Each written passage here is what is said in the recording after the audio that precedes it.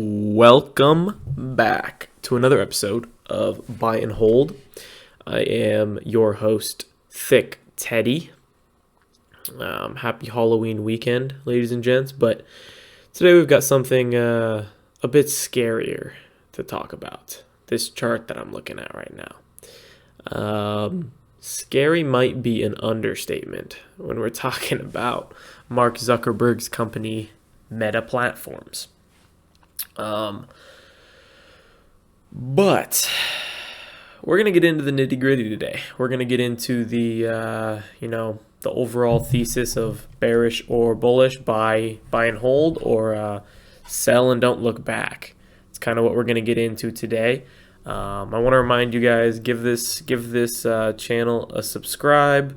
Like this video, please, if you enjoy these buy and hold episodes, and comment below what you guys think of Meta Platforms, this video, just everything in general surrounding this topic.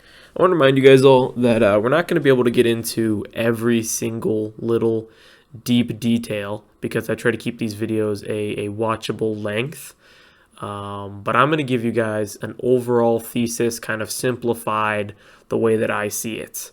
So we're going to start off with the chart here. You guys can see right now that Meta is having a terrible week.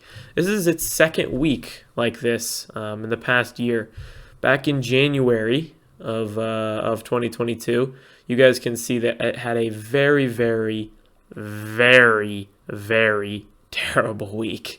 It was the week of the 31st of January, where it ranged from 320 all the way down to 229. But we're going to talk about where it's at now, which is 100 and below, and we're going to talk about where you can scale in right about around these prices.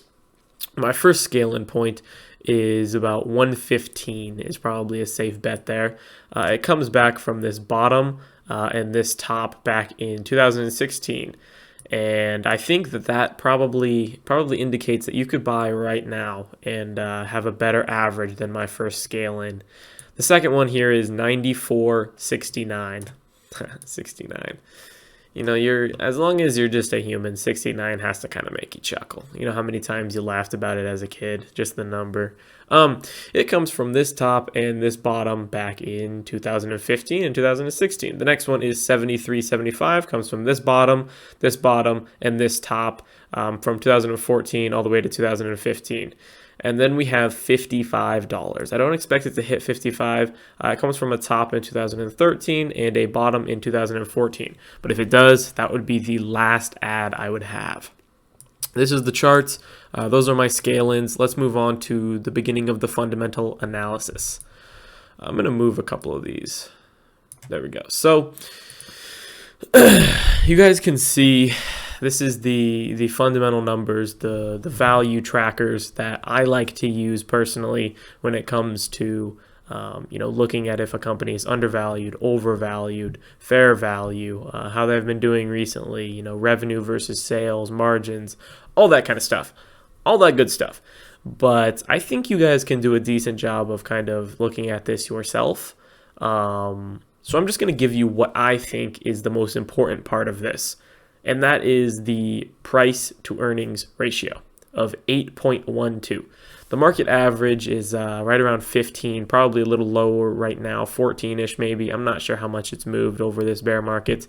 But 8.12 is low, and 8.12 for a tech company is extremely low. Extremely low. Like I'm talking astronomically low. For a tech company with a possible future as large as Meta's, 8.12 is very, very low. That's all you need to know right there, guys. That is very, very low. Why is it low? We're going to get into that in a minute, but 8.12 is very, very low. Price to sales, 2.23, very, very low. Debt to equity ratio, 0. Quick ratio, 2.5. All pretty decent numbers, but that PE ratio is low. It is very low. I don't have any other words to describe it other than that's probably indicating that we're getting a good price on Meta. So now when you guys move on to kind of the next train of thought about, do I want to invest in this? I've already found that it's at a decent price. It's at a decent price comparative to the market. Is the company going to survive? Is the company fundamentally something that I can invest in because I believe in it long term? Now that's what we're gonna talk about over these next few minutes here. Is this company something worth investing in, and is this company something that PE ratio can increase, recover, give us a better price, make our IRAs gain money rather than lose money, because everyone who's bought in Facebook or Meta since 2016 is now in the negative. So can this be something that recovers? Can this be something that that PE ratio starts to recover and get back up towards that market average? And then, for a tech company, it should be a little bit higher if we're being honest. It should be higher than the market average if you're a tech company. So let's get into it. Let's get into that part of things. I got to get my cat off my desk here. He's very, very wanting pets right now for some reason. But all right. Let's start with why the stock fell as much as it did this week, like it did in January of 2022. So, Facebook, the parent company of Meta, reported its second straight quarterly decline. Meta's Reality Labs division, which houses its VR headsets, lost over $9 billion in the first 3 quarters. And then they got some massive downgrades. Morgan Stanley, Cowen, Keyblanc, and then also probably like 5 others downgraded Meta. A lot of them putting their price targets between 100 and about 130, when most of them were in the 200s before this. So let's talk about this $9 billion loss, because that's the main reason for the decrease in guidance and the earnings miss. Is their Meta Reality Labs division, which is their metaverse. Kind of that entire research and development division lost $9 billion in the first 3 quarters, and it is continued, or it's expected to continue into 2023. So what is that doing? That right there, that division is creating the metaverse headsets, creating the technology, creating the space, and creating a bit more of the value that I see long term. You guys can kind of have your own opinions on the Meta, but for me, I'm going to get into it probably a bit later. But I believe in the Meta, as in I believe it's going to be something that can actually create a nice revenue stream for Meta, the company. I believe there's going to be a lot of ways as the population increases, we're going to need the metaverse to step up and give people experiences that they aren't able to have. Unless you have more money, because more people equals less opportunities individually. And, there's going to be a lot of people that want to do things that they can't afford to do any longer because, arenas can only house so many people. And as more people want to go, as the population increases, tickets are going to get more expensive. So what's going to be the fallback on? Being there, but not actually being there. Feeling like you're there, but not actually being there. That kind of thing. But yeah, they're losing a shitload of money on research and development. I think that's probably normal. I mean, look at any bio company that is massive now. Look at Pfizer, look at J&J. They all started in a place where they had to lose a fuckload of money to start. Tesla, lost a lot of money to start because look at all that research they had to do. So you can look at it one of two ways. They're burning a lot of money. You can look at it as irresponsible, or you can look at it as they're trying to create something that is very futuristic. It takes a lot of money, and you can kind of have your own opinion on that. For me, it feels like they're creating something that's going to be worthwhile. I think they just have to get through this big spending part to begin. And obviously, it's going to take a lot of money for about 2 years. We've already seen some of that. We've already seen a year. It's going to take 2 to 3 years. I'm going to change my 2 to 3, I think, before they can get that spending under control. But I think it's going to pay off long term, I believe. And I'll tell you guys why later. But first, we have to talk about something else. So TikTok. Everyone's obsessed with TikTok right now. Probably the fastest growing social media in America right now.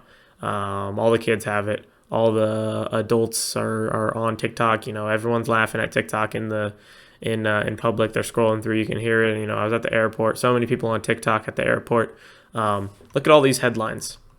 of America wanting to ban it. America, leaders saying, "Oh, we need to ban TikTok. It's a security threat from China.